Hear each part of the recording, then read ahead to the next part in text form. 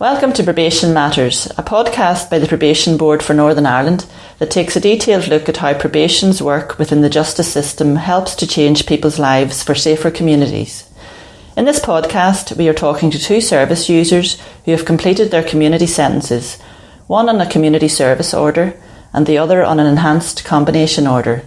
And we will also hear from probation service officers who supervised them. So firstly, let's find out more about community service orders from one of our probation service officers. Now, thanks for taking the time to talk to me today about your work and the community sentences you supervise. First of all, can you tell me a bit about how a community service order works? Well, I guess the first thing that comes across probation desk is the notification of the order from the court.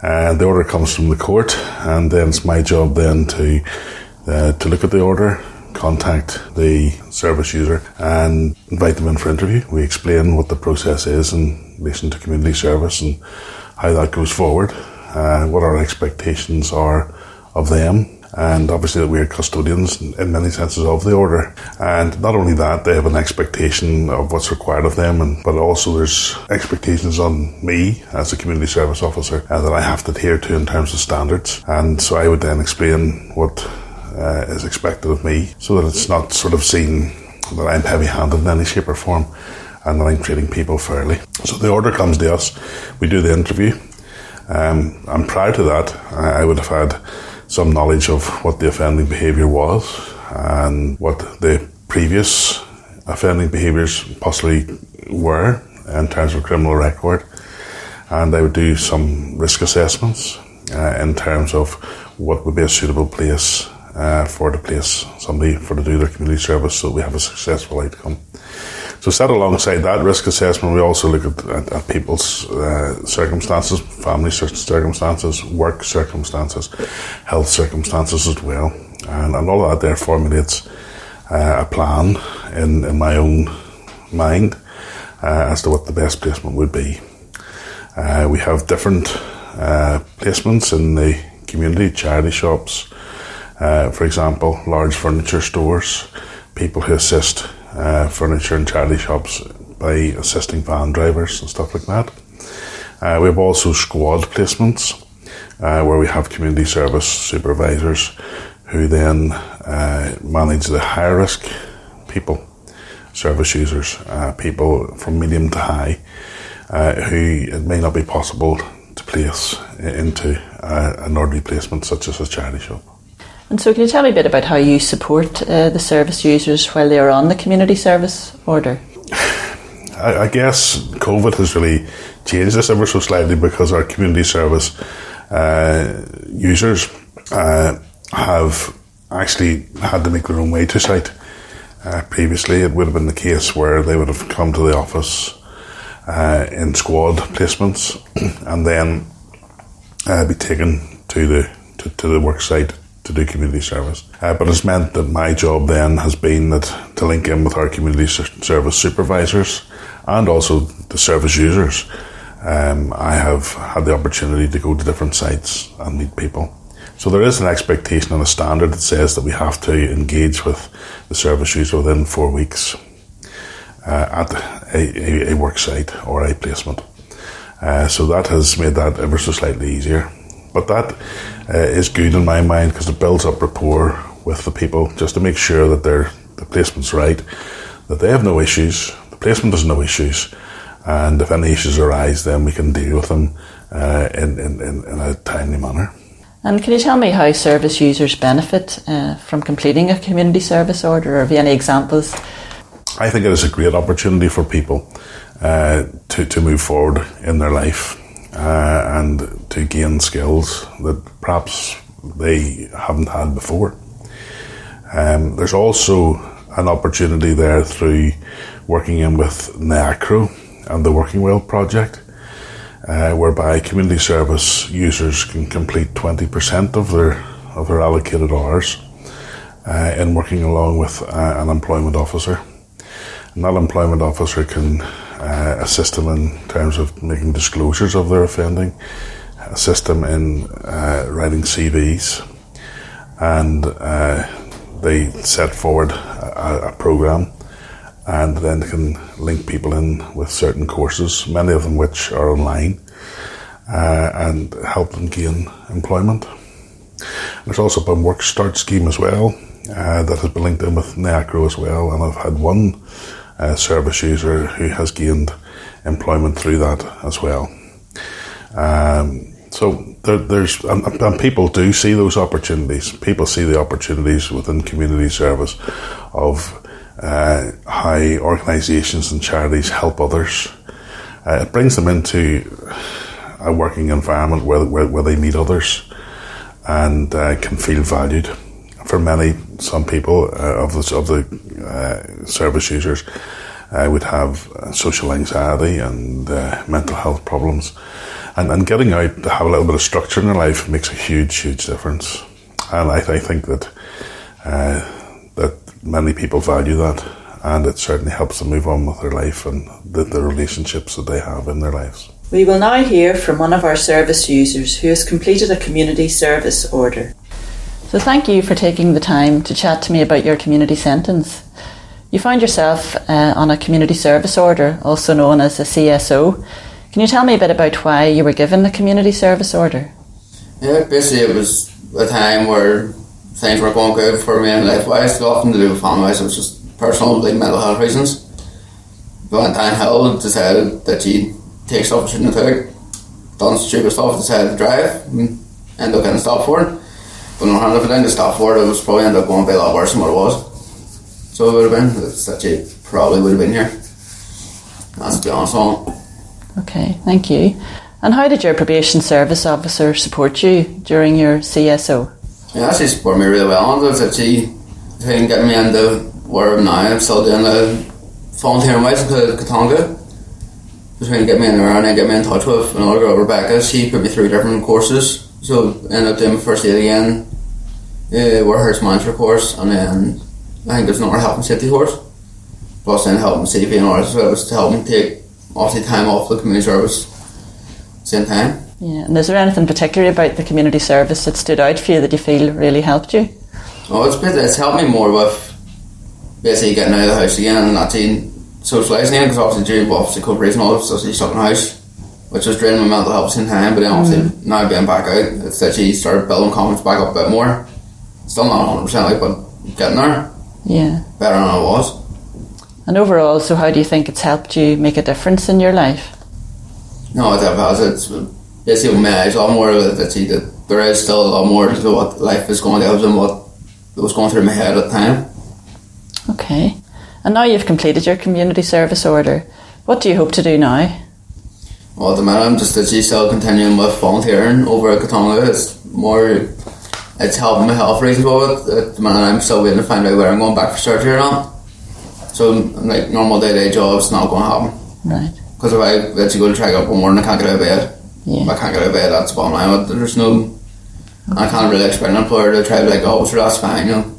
Try we'll get one with other staff to do it whenever it's not for running. Yeah. Okay, well, look, thank you very much for that insight.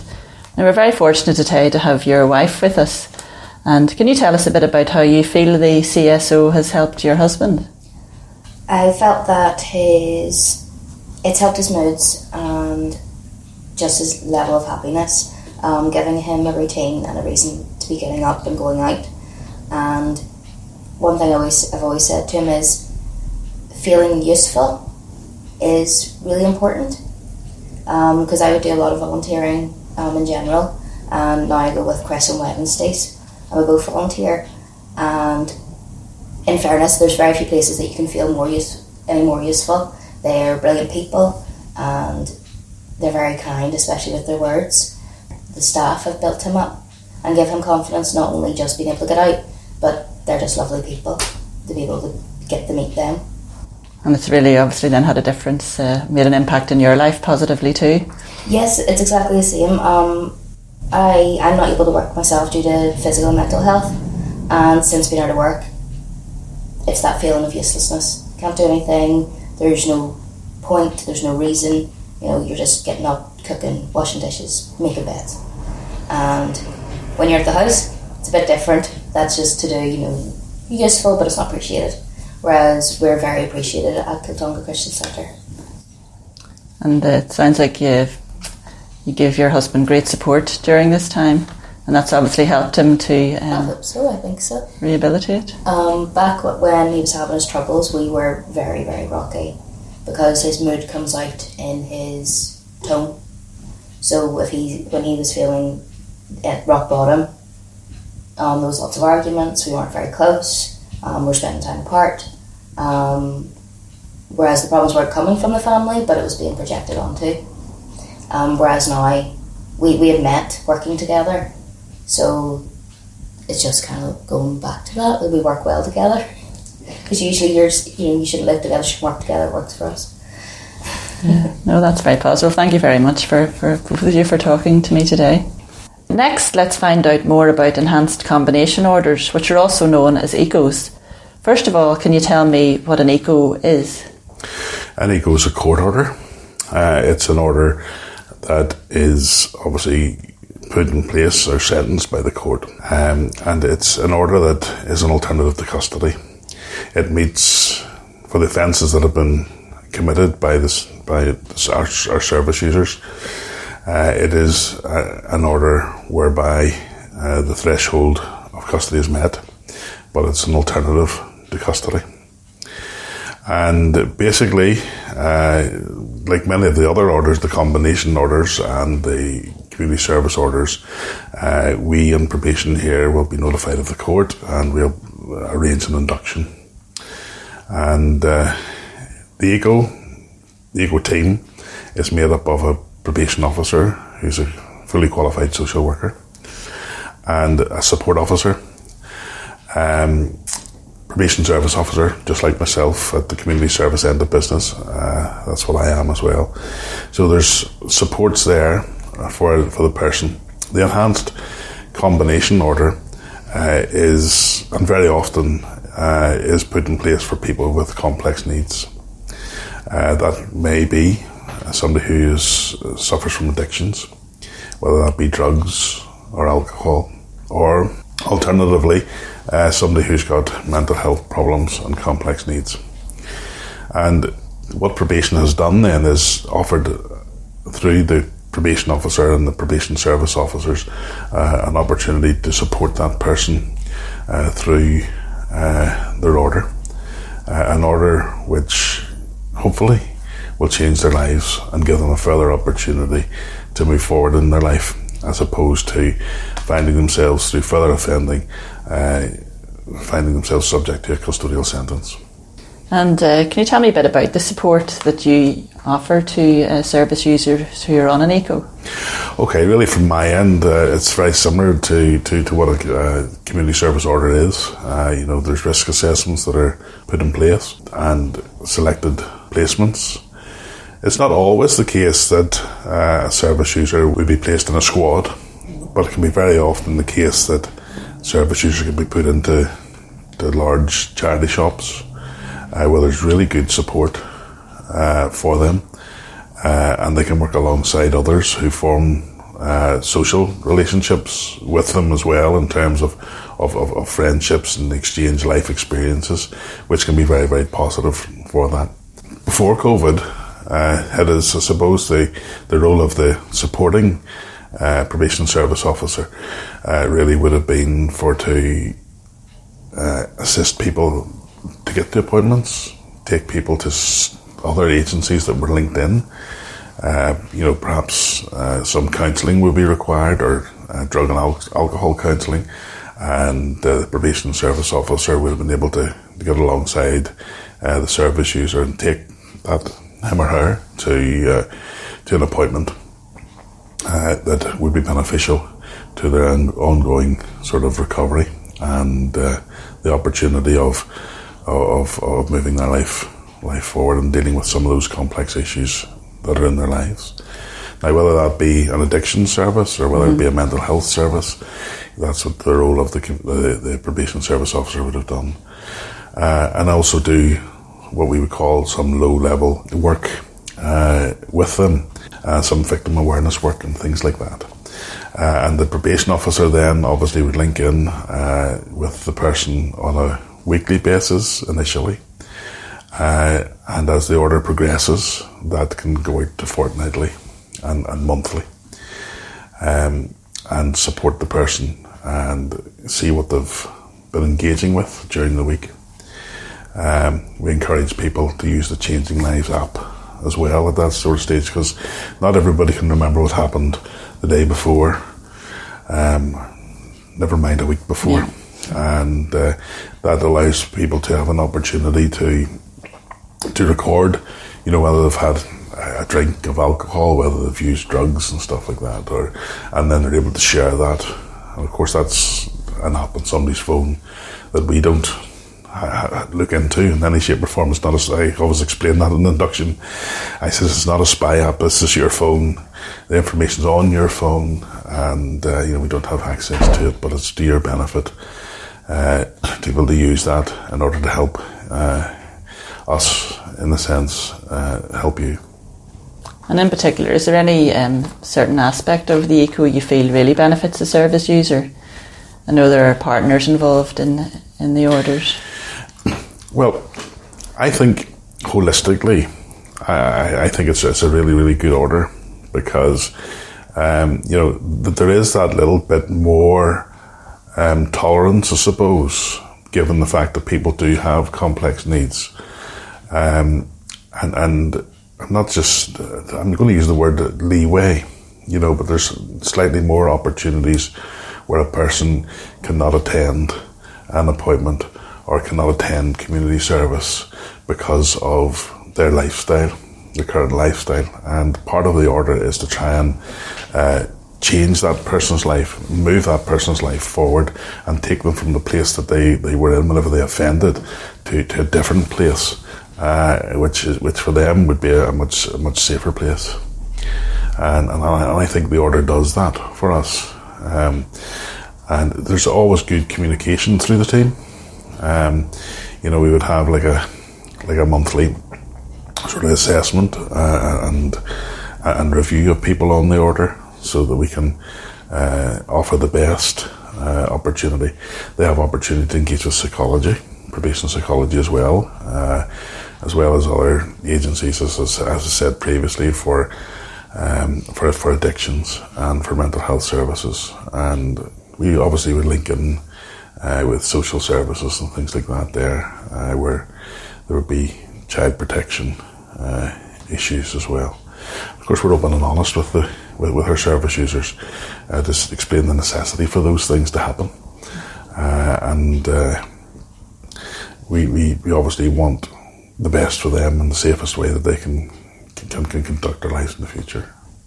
And overall, just in your experience, what do you feel the benefits to a service user are when they complete an eco? Well, I think there's a sense of achievement. There's a very wide range of offences that cover an eco. In many sense, it can be from somebody who's got repeat driving offences to somebody who's created fraud. So I think it gives people a better understanding of their offending and the nature and the effect that can have on people, can have on victims, can have on the communities, and of course that ripples out through to them, to their families, to the victims, to the wider society. So I think the time that people spend meeting the professional people here in probation is very advantageous to them, because it helps them understand more about their offending and the effect that has on society. We are now going to hear from a service user about how the enhanced combination order helped to change their life. So thank you for taking the time to chat to us about your community sentence. You received an enhanced combination order, which is also known as an ECO. Can you tell me a bit about why you were given an ECO? I committed fraud in my workplace and abused my position as leader. And what difference has an ECO made in your life? Everything about it has helped me. Community service got me out, doing something worthwhile, got me into a routine, got me up in the morning, ready to go somewhere. We went in all weathers, rain, hail, snow, And it was a beautiful place, Crawfordsburn, which also made a difference. And it makes a big difference to your mental health, doing something worthwhile. I got to meet other people. We used to take our packed lunch and we sat at one of the picnic tables for lunch. And you got to hear different people's experiences. And I enjoyed it a lot. And is there any particular part of the ECO that stood out for you that really, really helped you on your journey? Psychology was the biggest thing that really helped me change my life around. I wouldn't go out. I didn't want to leave the house. I just closed myself in. And the psychologist, I came to see him one day and we were sitting in his office and he said to me, right, come on, let's go. And he took me out for a walk round the street. And he kept saying to me, lift your head up, because I constantly walked with my head down. And that was a big starting point for me. He got me to realise that I wasn't a bad person, after all. And you were talking about your community service. Do you want to tell me a bit more about what that entailed and what you had to do and how that really helped you? We had to meet at Crawfordsburn, and as I said, we took our lunch and everything we needed with us. We were given equipment. We did some litter picking. We did... sometimes the waves would have brought the sand up onto the footpaths and we brushed the sand off there. And actually, if people walking by would have just walked by and said, oh, thank you for doing that. You know, strangers who they don't know me from Adam just would have come along and thanked you for doing the work. And it really did make you feel worthwhile. And the supervisor was really nice and I just got along with everybody. So how did your probation officer and probation service officer support you during your ECO? They have been a great support. They're very friendly and listened to me and seemed to understand what I was going through. I know that they would have been there any time I needed them. When they phoned me, it always felt as if they cared and would have took the time to listen to what you were going through as well. So overall, do you think that an ECO is a better alternative to going to prison? Definitely for me, because I wouldn't have been given the opportunities from the ECO to get my life back on track. It has helped me a lot with going out, meeting people. I'm now a different person and I know that wouldn't have happened to me if I'd gone to prison. Well, thank you very much for talking to us. Thank you.